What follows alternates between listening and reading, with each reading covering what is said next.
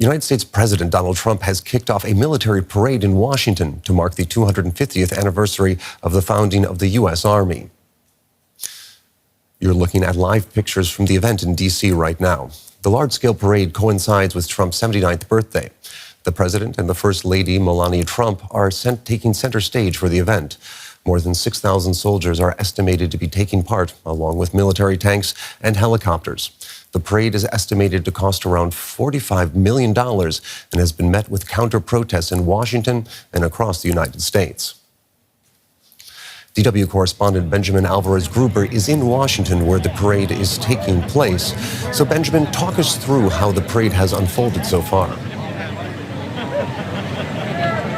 So the parade is underway, which the President Trump had since his first time in office in 2017. He went to the French capital invited by French President Emmanuel Macron. He saw a military parade there and he said, I want to have a parade like that in Washington, D.C. During his first term, there were a couple of attempts were then not made possible, also due to the cost. Now it's happening. The organizers were expecting around 200,000 people. That's definitely not the case from this position that we can see here, but a very important aspect there is also the weather today. We've had some rain and of course the concern by authorities that they might need to postpone or change the scheduling of this military parade. But yes, it already started. We have tanks and armored vehicles rolling down Constitution Avenue here in downtown Washington, D.C., a parade that is seen as a celebration of the 250th birthday of the Army, but that many are seeing critical, and not just because of the financial aspect of the cost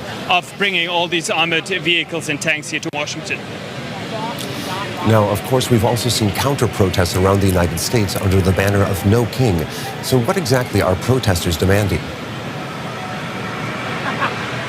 That's right. There are several protests taking place in the United States, a very big one in Philadelphia, also in Chicago, not here in the downtown Washington, D.C. area.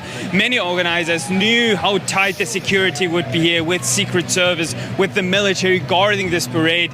Driving around this area of the National Mall has been a nightmare for those driving around with cars. So they focused on other cities to protest the so-called No Kings protest, not just because of the parade, but also of the recent action of those immigration raids carried out by the Trump administration. Also the scenes that have unfolded in Los Angeles over the last couple of days, where the White House did not only send troops of the National Guard, but also active duty Marines to quell the protests that we've seen there.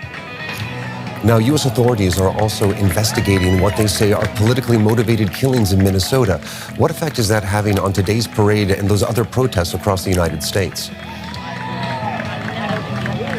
That's right. That's something that shocked not only Washington. We heard reactions from Democrats and also from Republicans. Of the governor, Tim Walz, also said something there. So it's quite a stark contrast to the scenes that we're seeing here, considering this shooting, where the investigation, of course, is ongoing. But seeing the National Mall, seeing the Army also handing guns, all types of guns, to families, taking pictures there, of course, it's always striking, I'd say, regardless of the place where that happens. But only hours after we heard about this killing, about this shooting, of course, it gives a different context to what we're seeing here, because the Army, of course, is using these opportunities, is using to parade, to present themselves and also to engage with civil society that have traveled, some of them to Washington, D.C., to see the parade, 250th parade, birthday of the Army that coincides with the birthday of the President.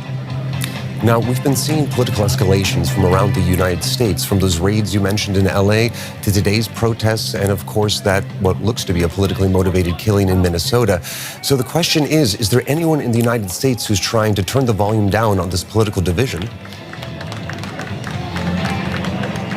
It's definitely heating up if we look at those political clashes. In the last couple of days, we've been covering the situation in Los Angeles, this political conflict between the White House and the Democratic governor, Gavin Newsom. The killing, of course, adds another layer to that, but it's kind of quite the stark contrast between those that are in the mall, are celebrating the National Mall, and those who are criticizing the militarization of what we're seeing here, saying that $45 million could be spent, well, better spent, on a different thing, and not on this military parade unfolding here on the streets of the U.S. Capitol. That was DW correspondent Benjamin Alvarez-Gruber in Washington. Thank you very much for your reporting.